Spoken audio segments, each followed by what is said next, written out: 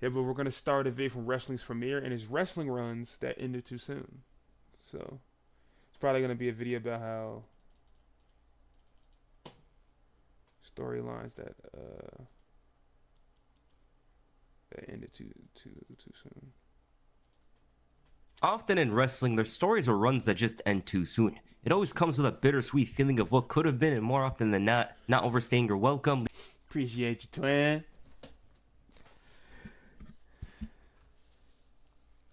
Ladies, I can't even do that meme no more, man. I don't even have any locks. I can't even shake my dreads type shift no more. But hoes, please hit up my please hit up my line. Leads to others having a fond feeling of something. When The Rock left WWE Shake your in scalp. 2002, many saw Shake him as your somebody scalp. who was turning his back on the industry, and it simply comes down to Rock getting his name and opportunities from the world of professional wrestling. It's obvious why others were bitter and angry with him leaving. The fans didn't like this one bit and booed him on his way out. Even then, Rock had plenty of charisma and saw him as somebody who was runs that just end too soon. It always comes with a bittersweet feeling of what could have been, and more often than not overstaying your welcome leads to others having a fond feeling of something. When The Rock left WWE in 2002, many saw him as somebody who was turning his back on the industry, and it simply comes down to Rock getting his name and opportunities from the world of professional wrestling. It's obvious why others were bitter and angry with him leaving. The fans didn't like this one bit and booed him on his way out. Even then, Rock had plenty of charisma and great character work that by the time he came back, he had them cheering again. He used the hate to fuel his new iteration, Hollywood Rock. Hollywood Rock was a much needed and natural transition, seeing as Rock couldn't play his character without the fans booing and treating him like trash. Rock was Hollywood Rock is funny because like without Hollywood Rock, I don't think you would have many wrestlers end up acting.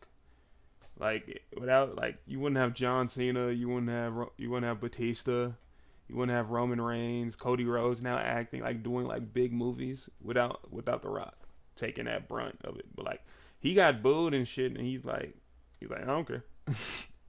He said I'm still gonna be me. You still gonna love me when I pull up. So firing on all cylinders here. He made the fans look like jobbers, made fun of Hulk Hogan endlessly, and disrespected him in ways you never saw before. Gotta in love addition, Hulk Hogan he slander. still had his in-ring skills of 2002, but he wasn't going as crazy as he did a year ago. The Rock was amazing and at his very best. He outshined everybody on that roster, and the craziest part is that he definitely wasn't going all out. Hollywood Rock was a sight to see. It was like he improvised every segment of his, and within a month of his return, he was cheered again. They just couldn't hate him even though the fans were the butt of his jokes. Faster than a buck, the biggest thing to hate Canada because the Maple Leafs suck. Toronto were enhancement talent on that night, and those boos did nothing to Rock. A great mini story with the Hurricane and missed his feud with Stone Cold Steve Austin. The Austin story was a great closer, but Rock's run winded down with the return of Goldberg. He put him over and left. I do wish Rock did stay around, but there's a reason why people talk about this run so often. It's because he did so much with so little time. His best serious promo, Act 3. Austin at WrestleMania 19 was a proper ending to Stone Cold's career. The Rock concert in Sacramento was one of the greatest segments in wrestling history. It was a wonderful chapter in Rock's career.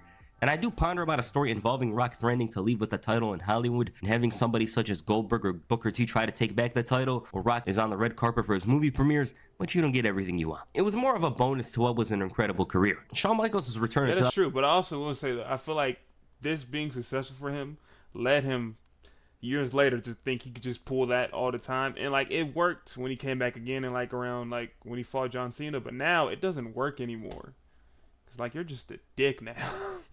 Like we know you're an actual dick now. Like you're fucking up storylines and everything. But let's see one of the goats right here. Let's see talk about the HBK run. 2002 brought great value to the WWE. One of the marquee moves in the 90s returning for one more run. HBK's run exceeded expectations, and after WrestleMania 19, he stayed around. Michaels got very comfortable not too long after returning and already becoming one of the best wrestlers in the WWE again. If you look at the 2004 roster, it was Kurt Angle, Chris Benoit, and HBK. He was always a guy to get a good match from, whether it was a short one or the main event. He started working some of the different names he never got the chance to work as time went on, but then came the biggest, Hulk Hogan. Hogan and Michaels is a match that nobody envisioned would happen. Hey, guys, as you can see, you know, we have, it's, you know, the sad, very, very sad news.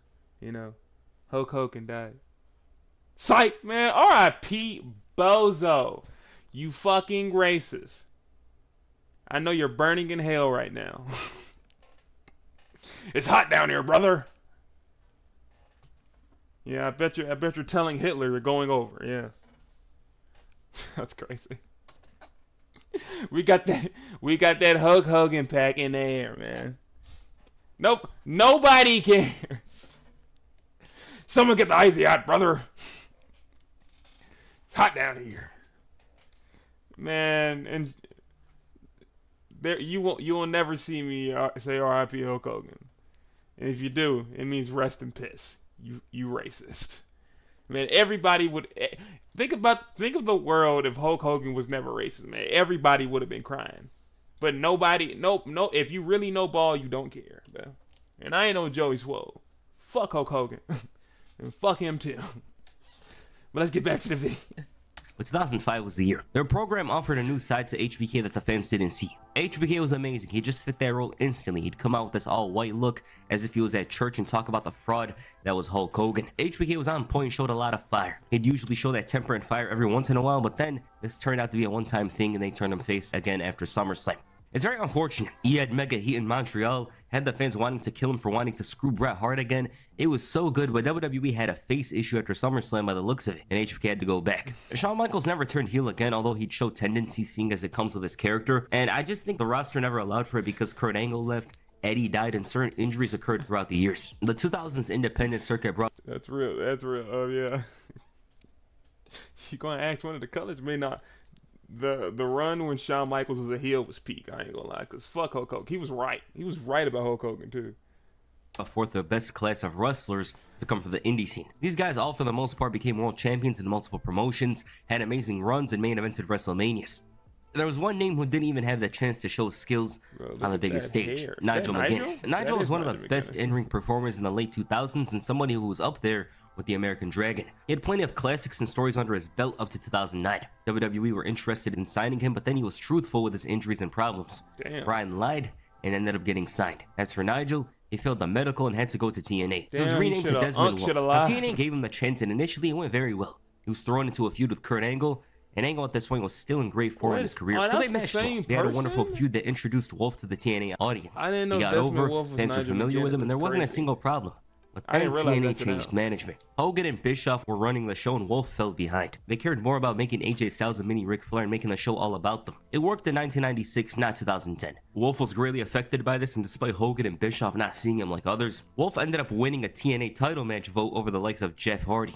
Just think about it. Jeff Hardy. And they squashed him. 3-minute match. It wasn't all bad for Desmond Wolf on screen, but after they said he went and disappeared to trial for Chelsea in London, yeah, he wanted to become a footballer apparently in storyline. It wasn't seen back in TNA. The guy was sick, he had hepatitis C, plenty of injuries, probably longer than the list of Sin Cara botches in 2011 WWE, and he was gone.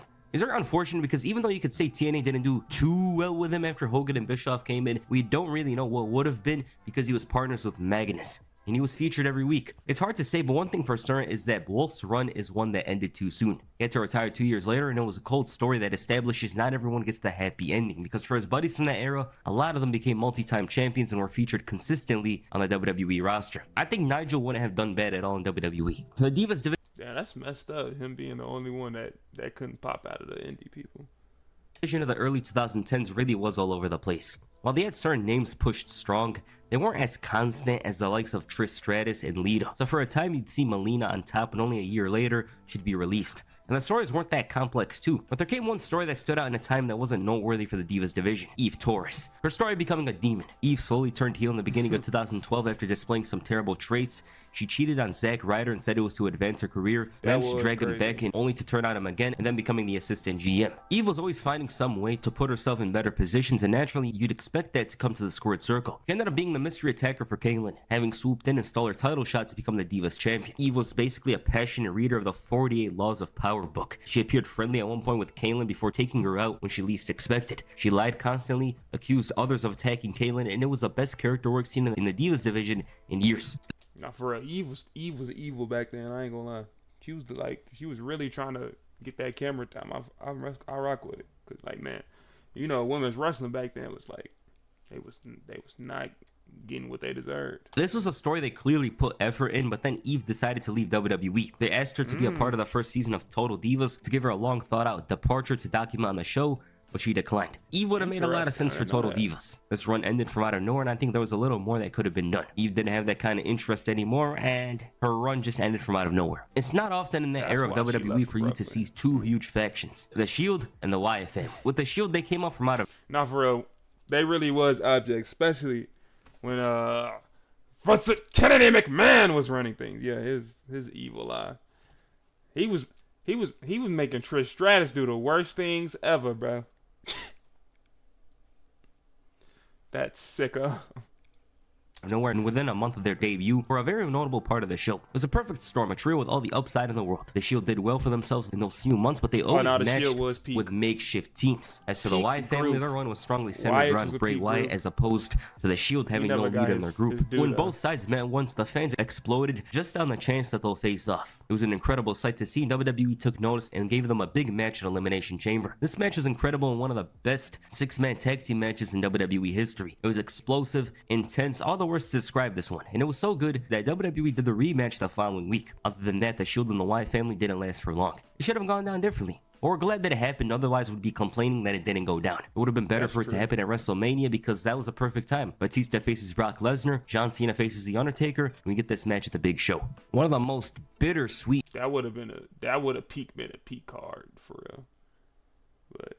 inclusions in this entire video, a run that highlighted just how hard it was for this person to return to the spotlight. Batista. When WrestleMania 21 came around, Batista and John Cena were placed side by side, with Batista having a slight edge. The Animal was in incredible form and was only getting better. Batista learned how to work better, and by 2008 he was having consistently good matches. The issue with Batista was age. He was much older than Cena and at the same time suffered from injuries. He had a bunch of injuries set back what was already a legendary career. And I think these injuries should be highlighted more when talking about his career because he could have been more. He returned in 2009 after 2 injuries in 6 months, but fans didn't care about him as much as they used to. So WWE decided to turn him heel. It was a much needed change that Batista himself enjoyed a lot. This heel turn allowed for more freedom, and Batista was up for it. He exhibited a bitter character who felt entitled and rarely would throw a tantrum about it. It was all about the execution. While Batista was a heel, he was still presented as scary and somebody who the roster for the most part wouldn't dare messing with. You're supposed to be my friend. He obliterated Ray since... I ain't gonna lie,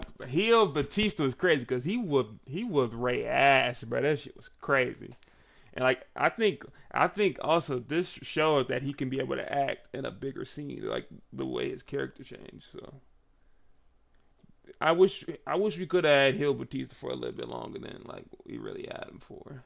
Into the Shadow Round, all for doing the great sin of trying to win a match and a world championship. Okay, great heel turn. He's complaining about Ray doing his job as a tag team partner, and that feud really helped present Batista's new heel character.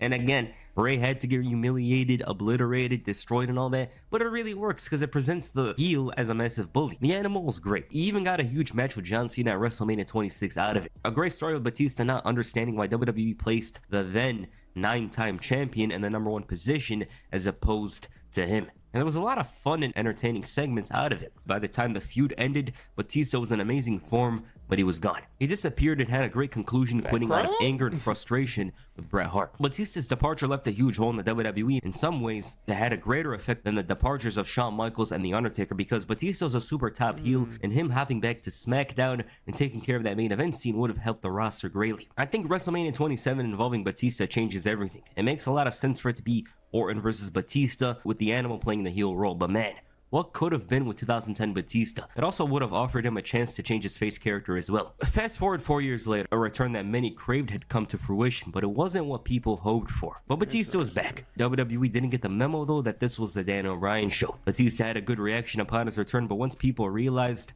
he was the answer to Randy Orton, everyone turned down his run. It was rough, and WWE was forced to turn him heel. It was a bit awkward initially to turn him into the villain role, seeing as he was supposed to be this hero that was going to win the title in the main event of WrestleMania. The return was horrible. He tired out quick, but on the positive side, I feel like Batista had some things going for him. It felt like a revamped version of his 2010 run. That quote where he says, "What the hell happened to this place?" was very memorable, and also presented him as a great villain at the time. The guy known for the old type of wrestling, refusing to understand why the likes of Dolph Ziggler, Daniel Bryan, and others appealed to the modern audience. He got very comfortable as a heel, which is something that Batista wanted himself upon his return, but WWE was like, no, you'll come back as a good guy, as a face, and everyone will cheer you. And if it was 2015, 16, they probably would have, but you guys know what was going on at the time.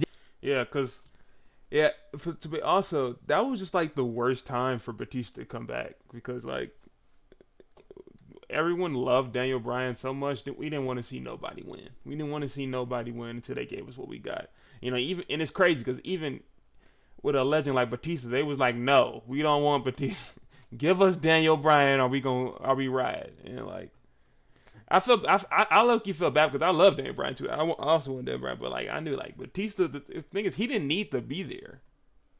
He did it because he wanted to, and did main event WrestleMania on a like positive, one of the bigger WrestleMania main events but in WWE did, history. He didn't win the title, match. obviously, but featured in a great feud against The Shield along with Evolution, and he left. Batista ended his run on a positive, and obviously he was gassed out. He wasn't as good as he was in previous years, but on the character side, well, he had a lot of awkward moments. There was a lot of good. He had some good promos later on. The clothes he was wearing were outrageous and funny and fit the character. And I feel like Batista needed a lot more time with both of these runs to present himself in the best way possible because he shined bright at WrestleMania 26. Like, that was the peak of that heel run. But then it just ended from out of nowhere. So there's that. When Brock Lesnar won the Universal Championship, everyone fully expected the Reign of Terror. It came naturally seeing as Brock rarely appeared in his last title reign. And the question at this point was, why would that change now, especially when he didn't have anybody to take the title from him except Roman Reigns? And they're not going to do a Roman Reigns match at SummerSlam. They're looking to do that for WrestleMania. WWE decided to make the Intercontinental Championship more of a valuable prize while Brock was away, and in the meantime, they set up a #1 contenders match. Samoa Joe won the opportunity, and immediately this feud felt crazy. It was something that almost promised to bring a different side of Brock Lesnar. Joe was always hungry during this time period, so there was no way that it would disappoint, and it didn't. Samoa Joe had this unwavering confidence that Samoa Joe really was like a threat for Brock Lesnar though, cause like he was not scared of nothing.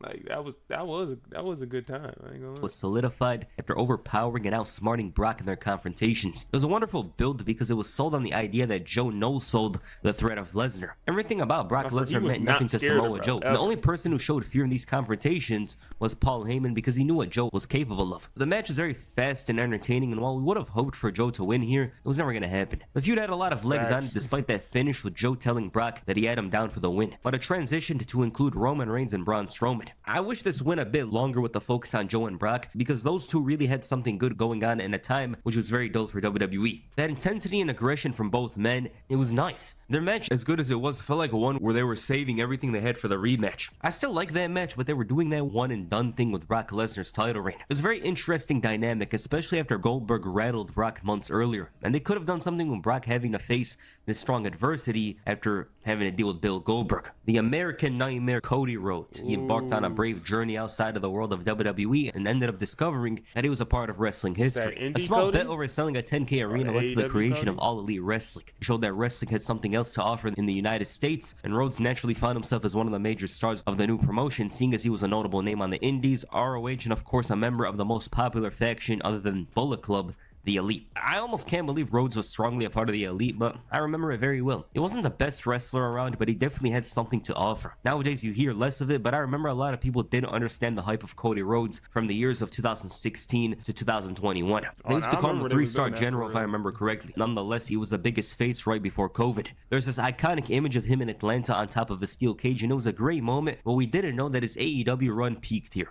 Rhodes made the mistake of booking a story that involved him never challenging for the title, and in some ways, he booked his demise as it relates to AEW. His stories were notable, but they gradually decreased in quality, and it felt like there was a Cody-verse similar to the Bloodline Vortex. Rhodes wasn't doing some amazing work, but he showed up for his matches. The issue I have with this run is that it almost promised an incredible payoff. Rhodes had something different about him with his character. He wasn't the exact same guy that he was in 2019. Fans booed a lot. He was very eccentric, almost too eccentric for a face, although that doesn't clearly indicate someone's a heel. For the most part in wrestling it does. It almost felt like he was too self-aware to not see that the role he was going to have to take was that of a heel. But then Cody cut some strange promos and ended up dropping the TNT Championship to Sammy Guevara in a great ladder match. He didn't want to renew his contract and ended up leaving for WWE. It felt like his run didn't scratch the surface nor do anything for his rivals. Brody Lee did well for himself in the story against Cody. Malachi Black's thing was not much in the long run, and Sammy Guevara along with Brody seemed to benefit the most. But this is a run that I wish lasted a bit longer, just enough for him to explore the dark side that clearly lies within the American Nightmare. Best of all, it's very unfortunate that he didn't interact with any members of the Elite since early 2020. Every one of them changed. Hangman experienced betrayals and setbacks, overcame them. Matt and Nick Jackson fell into an arrogant path, and Kenny Omega sold his soul to make sure he had his name in the AEW World Championship history books, and yet Cody didn't talk to a single one of them in a segment or have a match against them. This all was an accident, of course, but one has to wonder how Cody's run would have gone down if he stayed. It was the best time to leave because he didn't have that strong of a pull in creative, and also had the fans booing him, but wrestling as a whole is different if Rhodes decided to do what's natural to the stories of All Elite Wrestling and turn heel. And it's something I do wonder about because WWE run is good and I wouldn't really change it, but if we're talking literally and honestly, his AEW run ended too soon. Now, if he wasn't going to turn heel and change it up, yeah, it ended at the correct time, but if they were going to do that, it would have been good. All right, those are wrestling runs. All right, but yeah, what I'll say about the Cody Rhodes thing before I head out. I feel like it ended the perfect time with AEW because he doesn't want to be heel, and you can even tell when it comes to WWE programming now, he doesn't want to be a heel. Like, just showing what happened with him and John Cena at SummerSlam, that just shows he doesn't want to be heel. They found that was the perfect time for him to be heel, and he didn't take the bait. So yeah, I just feel like he really just doesn't want to be a bad guy at this particular time. But yeah, great video by Wrestling Premiere. Like, those are a lot of good runs. You should